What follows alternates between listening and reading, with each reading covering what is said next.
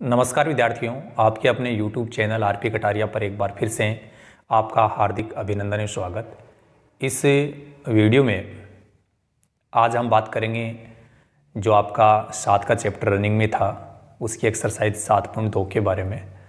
और 7.2 की जो एक्सरसाइज है उससे पहले हमारे पास में 5 एग्जाम्पल्स हैं, तो मैं चाहूँगा कि पहले अपन उन एग्जाम्पल्स को कंप्लीट कर लें।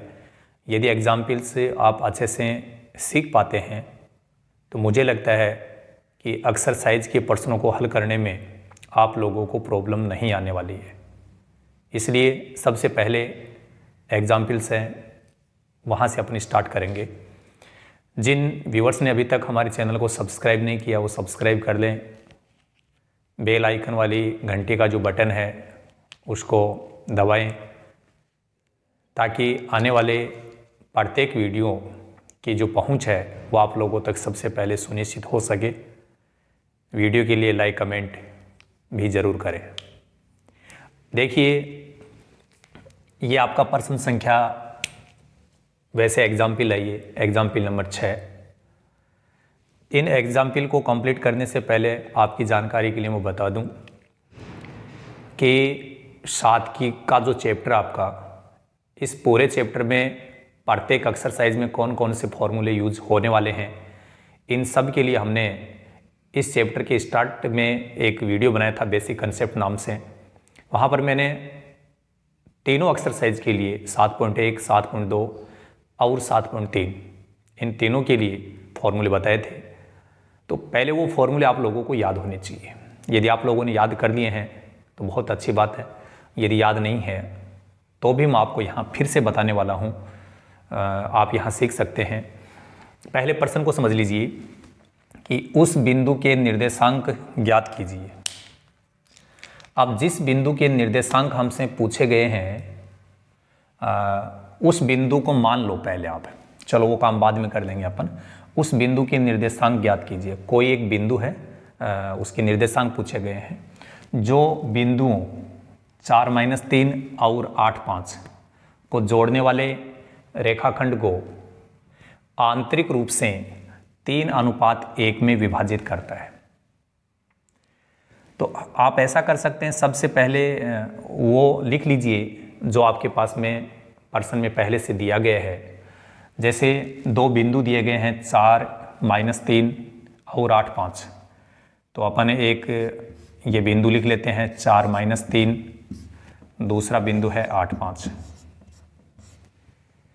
आप ध्यान से जब देखेंगे तो पता चलेगा कि इन दोनों बिंदुओं के निर्देशांक के बीच में एक शब्द है और। तो यदि इस टाइप के दो बिंदु के बीच में और आ रहा है तो आप एक हैबिट बना लें कि उन दोनों बिंदुओं को आपको ए बी मानना है। क्या मानना है? A B. अब आप कहेंगे सर क्या ए बी मानना ज़रूरी है क्या? ज़रूरी तो नहीं है, लेकिन एक बार आप जैसे मैं कह रहा हूँ उसके अनुसार यदि चलोगे तो आपको इन प्रश्नों को हल करने की हैबिट है वो जल्दी हो जाएगी और आप उसको आराम से हल कर पाएंगे। तो स्टार्ट में सीखने के लिए आप ऐसा कर सकते हैं कि इन दोनों बिंदु के बीच में और शब्द आ रहा है तो इन दोनों को हम नाम दे देंगे ए बी। इसके अलावा आगे देखिए, को जोड़ने वाले रेखाखंड को आंतरिक रूप से 3:1 में विभाजित करता है। आपको एक अनुपात भी दिया गया है। अनुपात प्रश्न में जब भी दिया जाए और चाहे आपसे पूछा जाए, अनुपात आपको दिया भी जा सकता है, अनुपात आपको पूछा भी जा सकता है।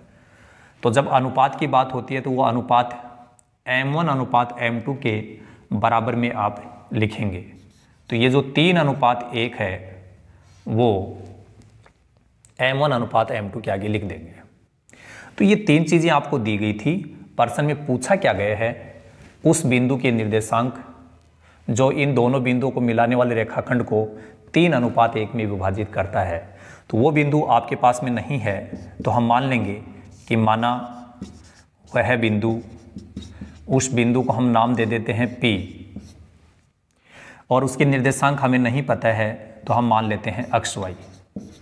जब किसी बिंदु के निर्देशांक हमें ज्ञात नहीं होते हैं तो हमेशा आप XY मान लें, फिर आगे अपन बढ़ते रहेंगे।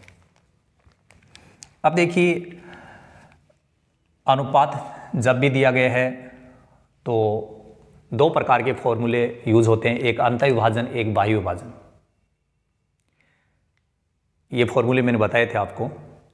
अब यहां पर एक नाम आ गया है आंतरिक रूप से। आंतरिक रूप से का मतलब है अंतः विभाजन। तो यहां पर अंतः विभाजन का सूत्र लगेगा, अंतः विभाजन सूत्र। एक तो अक्ष के बराबर लिखा जाएगा, एक y के बराबर। तो पहले मैं अक्ष की बात कर लेता हूं। अक्ष का फॉर्मूला ये होता है m1 अक्ष 2 प्लस m2 अक्ष 1 बटे m1 प्लस m2। ये फॉर्मूला कैसे बन रहा है, यदि आप भूल जाएं तो इसको हम कैसे लिख पाएं। कई बार क्या होता है, सस्पेंस हो जाता है कि यार पता नहीं क्या था। तो ऐसी स्थिति के लिए बेसिक कंसेप्ट वाला जो वीडियो बनाया है वहाँ पर मैंने आपको ये भी बताया है कि ये फॉर्मूले कैसे बन रहे हैं। यदि आप ये जानना चाहते हैं कि ये फॉर्मूले कैसे बने, कैसे याद रखें, तो आप उस वीडियो को ज़रूर देखें। चलिए देखिए, यहाँ पर ये जो अक्ष है ये क्या है, जिस बिंदु की निर्देशांक हम ज्ञात करना चाहते हैं उसका अक्ष निर्देशांक। ठीक है, इसके आगे कहीं ना कहीं m1 m2 आ रहा है, तो m1 m2 अपन यहाँ से समझ जाएंगे। ये जो अनुपात है, पहले नंबर पे जो आ रहा है वो m1 हो जाएगा, दूसरे नंबर पे जो आ रहा है m2 हो जाएगा। तो m1 m2 का मान यहाँ से मिल जाएगा।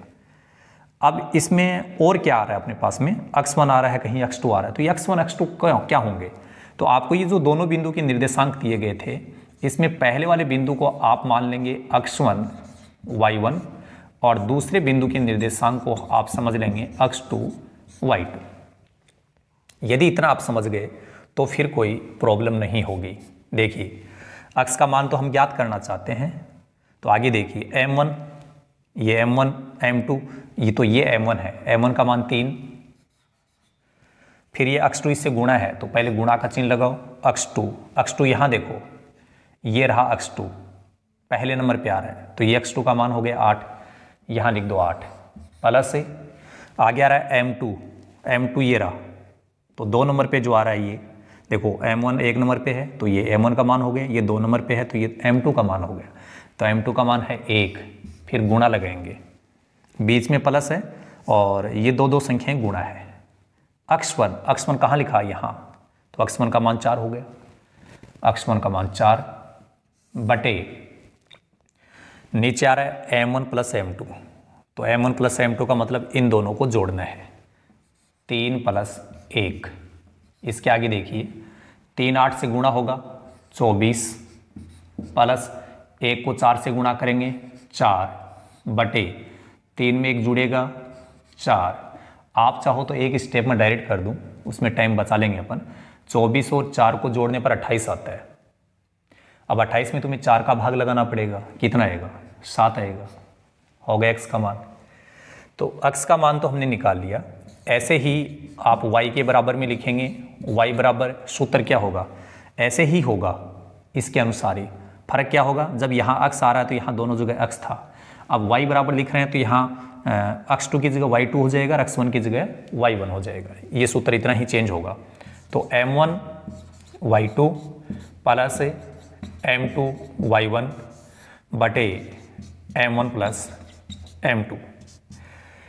m1 का मान ये m1 है, ये m2 है, तो m1 का मान 3 है, गुणा y2 देखो कहाँ है, ये y1 है, ये y2 है, y2 2 नंबर पे आ रहा है तो ये y2 का मान 5 है, तो y2 का मान 5 हो गया, प्लस m2 का मान 1 है, गुणा y1 ये रहा, 2 नंबर पे आ रहा है, अक्स 1 नंबर पे, y 2 नंबर पे आ रहा है, तो y1 जो है उसका मान -3 है, तो -3 है तो उसको ब्रैकेट में लिख देते हैं, बटे m1 प्लस m2 का मतलब दोनों अनुपातों को जोड़ना है, 3 प्लस 1, 3 को 5 से गुणा करने पर 15, फिर -3 को 1 से गुणा करेंगे तो -3 आएगा, बटे 4, 15 में से 3 घटाएंगे तो 12, 12 बटे 4, 12 में 4 का भाग लगाएंगे तो 3। आपने जो बिंदु माना था P, जिसके निर्देशांक हमें ज्ञात करने थे, उसको आपने P माना था, निर्देशांक को हमने XY माना था। अक्ष का मान यहाँ से हमने सूत्र के अनुसार हल करके यहाँ पहुँच गए थे, x का मान 7 आ गया, और इसको हल करने के बाद y का मान आएगा, y का मान 3 आ गया। तो आप सीधा लिख दो, अतः जो बिंदु आपने माना था उस बिंदु को आप लिख दीजिए, P x का मान 7 और y का मान 3। इस प्रकार से आप ज्ञात कर सकते हैं। बहुत ही सिंपल काम है। इस प्रश्न में एक बार फिर समझा दूं, दो बिंदु दिए गए हैं, उन दोनों बिंदु के बीच में और आ रहा है, तो उनको तो आप ए बी लिख लें, इसके आगे x1 y1 x2 y2 लिख लो। प्रश्न में जो भी अनुपात दिया जाता है वो इसके आगे लिख लो।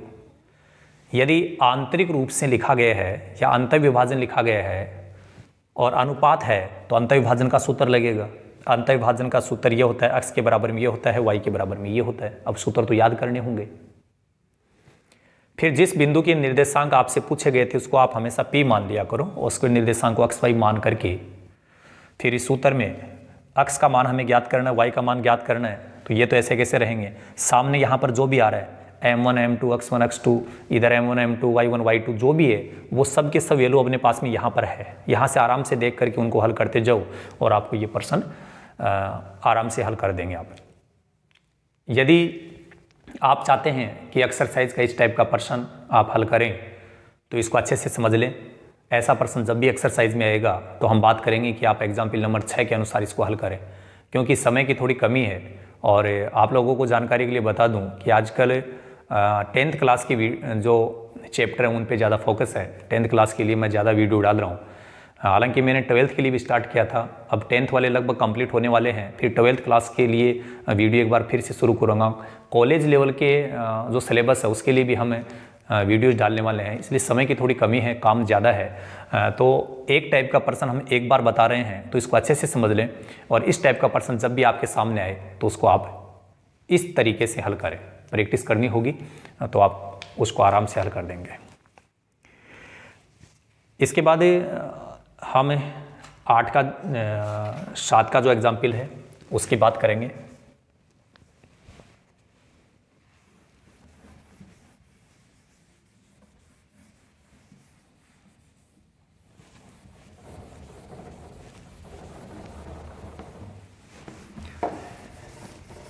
यहाँ कुछ व्यूवर्स हो सकता है कि नए हो सकता है कुछ व्यूवर्स ऐसे पुराने भी हों जिन्होंने हमारे चैनल को अभी तक सब्सक्राइब नहीं किया हो। तो उनसे रिक्वेस्ट है कि चैनल को सब्सक्राइब ज़रूर करें ताकि आप लोगों को सबसे पहले आने वाले वीडियोज हैं मिले और हम लोगों को भी कुछ रेस्पॉन्स मिलता रहे, तो हमें लगता है कि हम जो कार्य कर रहे हैं वो ठीक कर रहे हैं। एग्जाम्पल नंबर 7, बिंदु -4 6, बिंदु -4 6 बिंदुओं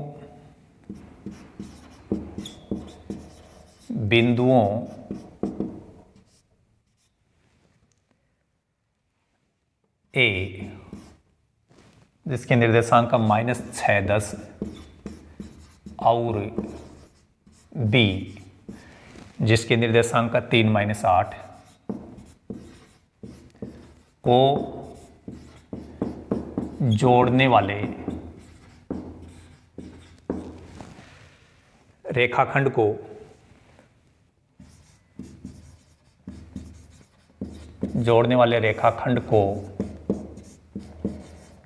किस अनुपात में विभाजित करता है। यहाँ प्रश्न थोड़ा चेंज हो गया है, एग्जाम्पल नंबर 6 से थोड़ा सा भिन्न है। वहाँ और यहाँ क्या फ़र्क है, वहाँ अनुपात दिया गया था और विभाजन बिंदु के निर्देशांक हमसे पूछे गए थे। यहाँ विभाजन बिंदु के निर्देशांक दे दिए गए हैं, अनुपात पूछा गया। उल्टा काम हो गया ना, पहले अनुपात दिया गया था, विभाजन बिंदु के निर्देशांक पूछे गए। अब विभाजन बिंदु के निर्देशांक दे दिए लेकिन कह रहा है किस अनुपात में विभाजित करता है, अनुपात पूछ रहा है। चलो सबसे पहले ये लिख लीजिए कि आपके पास में क्या क्या है। आप देख रहे हैं यहाँ पर कि एक बिंदु ये दे रखा है -4 6, इसके आगे दो बिंदु और दे रखे हैं -6 10, बिंदु बी 3 -8। पहले तो ये देख लीजिए क्या क्या है। आपको मैं बता दूं कि जिन बिंदुओं के निर्देशांक के बीच में और शब्द आता है उसको आप ए बी ही मान लिया करें, क्योंकि ए बी मानने में हमारी भलाई है। ए बी मानोगे तो हम लोगों की एक हैबिट हो जाएगी कि हाँ ये काम करना है। हालांकि यहाँ पर ए और बी पहले से ही लिखा हुआ है तो अच्छी बात है, लेकिन यदि प्रश्न में नहीं लिखा हुआ है और आपको 3 बिंदु के निर्देशांक दे रखे हैं तो ध्यान रखना जिनके बीच में और आ रहा है उनको आप ए बी मान लो। और जो तीसरा विभाजन बिंदु है, कौन सा बिंदु इसको विभाजित करेगा? देखो ये बिंदु है, इन दोनों बिंदुओं को जोड़ने वाले रेखाखंड को विभाजित कर रहा है, तो विभाजन करने वाला बिंदु कौन सा हो गया? ये हो गया। तो विभाजन बिंदु जो होता है उसको हमेशा आप पी नाम देंगे। और जिन बिंदुओं को जोड़ने के लिए बोला जाता है, ऐसे समझ लीजिए, या जिनके बीच में और शब्द आ रहा है, दो बातें बता रहा हूं मैं, और आ जाए या तो यहां समझ लो, या जिन बिंदुओं को जोड़ने के लिए बोल रहा है, इन दोनों बिंदुओं को जोड़ने के लिए बोल रहा है, इसलिए इनको आप हमेशा ए बी लिखेंगे।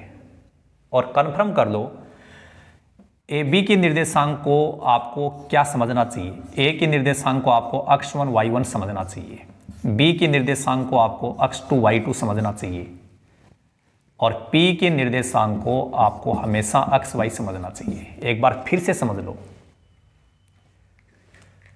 यदि कोई बिंदु दो बिंदुओं को मिलाने वाले रेखाखंड को विभाजित करता है तो यह बिंदु आपका विभाजन बिंदु हो गया। चाहे विभाजन बिंदु पूछा जाए और चाहे आपको दिया जाए, विभाजन बिंदु को आप हमेशा P नाम देंगे और उसके निर्देशांक को आप समझेंगे XY। जिनके बीच में और है उनको आप ए बी समझेंगे और उनके निर्देशांक को, ए के निर्देशांक को x1 y1, बी के निर्देशांक को x2 y2 लिखेंगे। और आगे हमसे पूछा गया है अनुपात। तो अनुपात हम क्या लेते हैं? m1 अनुपात m2। ये हमें ज्ञात करना है। अनुपात ज्ञात करने के लिए अपने को कौन सा फॉर्मूला लगाना पड़ेगा? ऐसा फॉर्मूला लगाना होगा जिसमें अनुपात आता हो। अभी जस्ट थोड़ी देर पहले हमने बात की थी विभाजन बिंदु, विभाजन सूत्र जिसको बोलते हैं, दो सूत्र हैं, अंतर विभाजन, एक बाह्य विभाजन, वो सूत्र लगेंगे। तो अब दोनों में से कौन सा लगेगा? एक बात क्लियर कर दूं, बाह्य विभाजन का सूत्र हमें एक ही कंडीशन में लगाना है। कब? जब वो पर्सन में स्पेशल बोले कि बाह्य विभाजन ऐसा कहे तो ही लगाना है। यदि कोई भी नाम नहीं बोलता है, बाह्य विभाजन का नाम नहीं आता है, तो हमेशा अंतर विभाजन का फॉर्मूला लगेगा। तो यहां पर सूत्र लगेगा अंतर विभाजन का। इस प्रश्न में देखो कहीं पे भी ये नहीं बोला गया अंतर विभाजित या बाह्य विभाजित, नहीं बोला गया ना, तो कुछ भी नहीं बोला जाए तो आपको समझना है अंतर विभाजन। इसके दो सूत्र है, एक अक्ष के बराबर m1 x2 plus m2 x1 बटे m1 प्लस m2। इसी प्रकार एक y बराबर है m1 y2 plus m2 y1 बटे m1 प्लस m2। x और y के दो सूत्र हो गए। अब यहां पर आपको एक काम की बात समझनी है कि अनुपात ज्ञात करने के लिए आपको इन दोनों फॉर्मूलों को लिखना जरूर है। लिखना तो इसलिए ताकि नंबर नहीं कटे, लेकिन अनुपात ज्ञात करने के लिए इन दोनों फॉर्मूले में से एक ही फॉर्मूले को काम में लेना है। चाहे x वाला काम में ले लीजिए, चाहे y वाला, दोनों में से कोई भी एक। अब आप ये कहेंगे सर कौन सा लेना ज़्यादा ठीक रहेगा? तो मैं आपको एक बात बता दूं कि P के निर्देशांक जब आप देखेंगे तो उसमें हमारे पास में x का मान भी है और y का मान भी है। x का मान तो है -4, y का मान 6, दोनों का ही मान है। अब दोनों का ही मान है तो आपकी इच्छा है, आप चाहें तो x वाला काम में ले सकते हो, आप चाहें तो y वाला काम में ले सकते हो। कभी कभी हमारे पास में क्या होगा, इन दोनों में से एक तो होगा ज्ञात और एक होगा अज्ञात। कभी कभी x का मान होगा, y का नहीं होगा, और अनुपात ज्ञात करना है। जिसका मान है वो सूत्र काम में ले लो। x का मान है और y का नहीं है तो x वाला सूत्र काम में लेगा, y का मान है x का नहीं है तो y वाला सूत्र लगेगा। जब x और y दोनों का मान आपके पास में है तब आपकी मर्जी है कि दोनों में से कोई सा भी फॉर्मूला काम में ले लीजिए। अब मान लीजिए मैं ये सूत्र काम में लेना चाहता हूं तो यहां से शुरू करो। x का मान ज्ञात नहीं करना है, ध्यान से समझिए, ये x ये y, तो ये x ये y, x का मान दिया गया है, ज्ञात थोड़ा ना करना, x का मान तो दिया गया है, ज्ञात तो क्या करना है, अनुपात।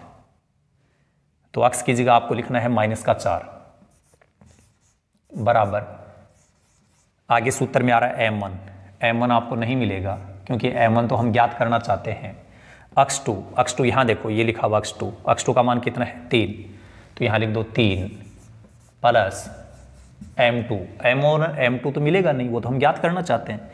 x1 ये रहा x1 का मान -6, तो इसके गुणा में लिख दो -6 बटे m1 है ही नहीं प्लस m2 भी नहीं है। m1 m2 तो ऐसे कैसे लिखे जाएंगे, यहाँ पर हमने 3 चीज़ों के मान लिखे हैं। एक तो x का मान लिख दिया, x2 का लिखा और x1 का लिखा, x2 का लिख दिया x1 का लिखा, बाकी m1 m2 तो है ही नहीं, वो तो हमें ज्ञात करना है, ये तो ऐसे कैसे रहेंगे। अब आगे देखो, एक बार इस -4 को ऐसा कैसा लिखो, ये m1 इससे गुणा होगा, कैसे गुणा होगा, पहले ये लिख दो 3 और उसके आगे ये m1 लिख दो, हो गया गुणा। इसको इससे गुणा करना है तो पहले ये लिख दो -6, फिर ये लिख दो m2, हो गया गुणा। एक बार इसको ऐसा कैसा लिखो, इसके बटे में 1 लगा दो ताकि अपन आराम से वज्र गुणा कर पाए। अब इसको वज्र गुणा करेंगे, 1 को पहले इनसे गुणा कर दो, 1 को जब इनसे गुणा करेंगे यही आएगा, तो ये आ जाएगा 3m1 -6m2 बराबर -4 जो यहाँ है उसको इन दोनों से गुणा करना है, तो -4 को इससे गुणा करेंगे तो ये ऐसे लिखा जाएगा -4m1, फिर -4 को m2 से गुणा करेंगे तो ये ऐसे लिखा जाएगा -4m2। क्या किया हमने, वज्र गुणा करने के बाद m1 वाले जो पद हैं उनको एक तरफ लेके जाएंगे, m2 के पद हैं उनको दूसरी तरफ भेज देंगे, तो इधर केवल m1 के पद लिखेंगे, तो ये 3m1 तो पहले से था, ये 4m1 इधर आ जाएगा, तो ये 4m1 वहाँ माइनस का था, इधर आएगा पक्षांतरण होगा तो प्लस का हो जाएगा। इधर m1 को लिख दिया, उधर m2 को लिख दो, तो ये m2 तो पहले से लिखा हुआ है -4m2। यहाँ जो 6m2 है उसको उधर ले जाओ, यहाँ माइनस का है, जब वो उधर जाएगा तो प्लस का हो जाएगा, पक्षांतरण किया जा रहा है। ये दोनों प्लस के हैं तो जुड़ेंगे, 3m1 और 4m1 जब जुड़ेंगे तो 7m1 बन जाएंगे। यहाँ दोनों का चिन्ह अलग अलग है, अलग अलग चिन्ह होता है तो घटाया जाता है, 6m2 में से 4m2 घटाएगा तो 2m2 बचेगा। हम ज्ञात करना चाहते हैं m1 अनुपात m2, लेकिन यदि हमारे पास में m1 बटा m2 बन जाता है तो ये आ जाएगा, क्योंकि m1 बटे m2 और m1 अनुपात m2 एक ही बात है। तो यहाँ जो m2 है उसको वहाँ से हटा करके इसके बटे में लगा दो, ऐसे 7m1 बटे m2, यहाँ जो m2 था उसको यहाँ लगा दी, यहाँ कितना बच गया 2, m1 बटे m2 तो बन गया, लेकिन अब यहाँ 7 और बचा हुआ है, यहाँ जो 7 है उसको हटा के इसके बटे में लगा दो, तो अगली स्टेप में ये हो जाएगा m1 बटे m2 बराबर 2, तो ये था इधर, यहाँ जो 7 गुणा में आ रहा है वो जब हटेगा यहाँ से तो इसके बटे में जाएगा, 2 के बटे में, और ये m1 बटे m2 है, इसको हम लिख सकते हैं m1 अनुपात m2, ऊपर आता उसको पहले, नीचे आता उसको बाद में, और ये हो गया आपका अनुपात। हमसे प्रश्न में पूछा क्या गया था, अनुपात ही पूछा गया था। एक बार फिर बता दूं, 3 बिंदु दिए गए हैं, लेकिन तीनों बिंदु में आपने को समझना है कि विभाजन बिंदु कौन सा है। तो देखो यहाँ बोला गया कि -4 6 इन दोनों बिंदुओं को जोड़ने वाले रेखाखंड को किस अनुपात में विभाजित करता है, ये बिंदु किस अनुपात में विभाजित करता है, अनुपात पूछा गया है और कौन सा बिंदु विभाजित कर रहा है, ये कर रहा है, तो ये विभाजन बिंदु हो गया। विभाजन बिंदु को हमेशा P मानेंगे, इसलिए मैंने P नाम दिया है, ठीक है। जिनके बीच में और शब्द आता है या जिन दोनों बिंदुओं को जोड़ने के लिए बोलता है प्रश्न में, उनको हमेशा ए बी लिखेंगे। हो सकता है प्रश्न में पहले से आपको ए बी मिल जाए, नहीं मिले तो आप इनको ए बी ही लिखना, विभाजन बिंदु को पी ही लिखना, विभाजन बिंदु के निर्देशांक को हमेशा एक्स वाई ही समझना है, और ए बी के निर्देशांक को क्या समझना है, ए के निर्देशांक को x1 y1, बी के निर्देशांक को x2 y2। अनुपात जब पूछा जाए तो ऐसे लिखेंगे। विभाजन बिंदु तो हमें पता है, लेकिन ये नहीं बताया कि अंतः विभाजन या भाई विभाजन। तो अनुपात के लिए दोनों में से एक सूत्र काम में लेना पड़ेगा, या तो अंतः विभाजन का या बाह्य विभाजन का। लेकिन आपको मैं बता दूं, हालांकि मैंने पहले ही बताया था, बाह्य विभाजन का फॉर्मूला तभी यूज होगा जब प्रश्न में स्पेशल बोलेगा कि बाह्य विभाजित करता है, और यदि बाह्य विभाजन का नाम ही नहीं आ रहा है तो बिल्कुल क्लियर है अंतः विभाजन। इसलिए इस प्रश्न में कोई भी नाम नहीं आ रहा था तो मैंने अंतः विभाजन के सूत्र लिख दिए दोनों, और मैंने ये बताया कि P के निर्देशांक में यदि आपके पास में दोनों है तो ये दोनों सूत्र लिखेंगे जरूर, लेकिन काम में एक ही लेना है। तो मैंने अक्स वाला सूत्र काम में लेते हुए इसको आगे बढ़ाया था, और वहां हमने M1 और M2 का अनुपात 2:7 ज्ञात किया था। इस टाइप का प्रश्न एक्सरसाइज में होगा। एक प्रश्न मैं आपको और बता दूंगा, इस प्रश्न को एक बार फिर से आप समझें तो ये प्रश्न आप आराम से हल कर दोगे। मुझे लगता है कि आगे वीडियो ज़्यादा लेंथी हो जाएगा। इसमें हमने 2 एग्जाम्पल कंप्लीट कर लिए हैं, बाकी के जो एग्जाम्पल्स से बच गए हैं उन एग्जाम्पल्स को भी हम कंप्लीट करेंगे आने वाले नेक्स्ट वीडियो में। इस वीडियो में केवल इतना ही। So thank you so much, all the best, be positive always.